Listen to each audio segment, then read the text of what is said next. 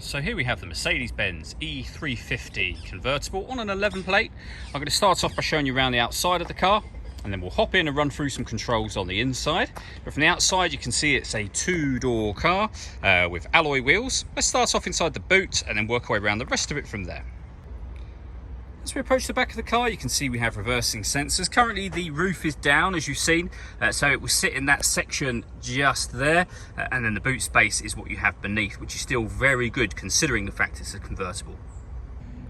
Okay, so we're just going to work our way back around to the front of the car, and then we'll hop in and run through some controls on the inside. But now that we've done a full circle of it, you can see it's in excellent condition the whole way round.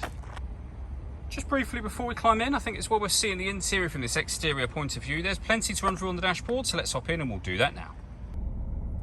Okay, now that we're inside the car, we're going to start with the dials. On the far left-hand side, we have the fuel gauge. We have the speedometer in the middle, the rev counter and coolant temperature gauges over to the right-hand side. Also in the middle, you can see the total miles for this car, which are 78,588.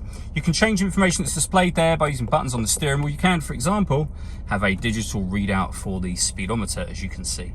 And then beneath that, it will show you what gear this car is currently in. It's an automatic. We are in park at the moment.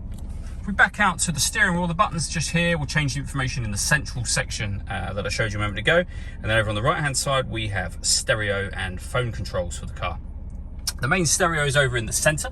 You will see that we've got satellite navigation on there as well.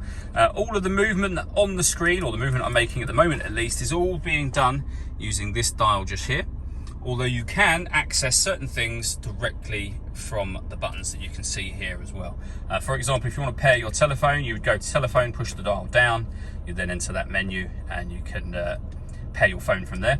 We have our audio menu, of course. At the bottom here, various different radio presets. You can change from FM to medium wave, short wave, long wave. So nice, easy system to use. Working our way down from that, we have the main stereo, which I showed you briefly a moment ago. So we have various buttons that you can access certain screens directly by hitting that button. We have a CD player, the main volume for the stereo as well. Beneath that, we have a heated driver's seat with 3 heat settings. Same for the passenger side as well. And we can have a heated kind of blower that will come out of the headrest of the car as well. Both driver and passenger available on that one as well. If we move the gear lever out of the way for a moment, you'll see that we have got dual zone climate control, so you can adjust the driver and passenger temperatures. You can increase and decrease the fan speed from here. When you're happy with those settings, you can determine what direction you'd like the air to be distributed in, and then turn your air conditioning off in this case, or back on again. Or hit auto. The car will maintain the temperature you've asked for by taking full control of the fan speed for you. You can override that at any time you wish to. So we then have the gear lever for the fully automatic gearbox. The dial I went through just a moment ago, and within here the roof controls. So lifting this back up will open the roof, which I'll show you now. Okay, so if we lift that button up that I showed you a moment ago, all of the windows will go down first of all. The tailgate will open up, and then the roof will close down into the top section of the tailgate. So that will start to happen now, as you can see. If you keep your finger on the button, the tailgate will close, and all 4 windows will go up if you wish to, or you can let go now and it's done.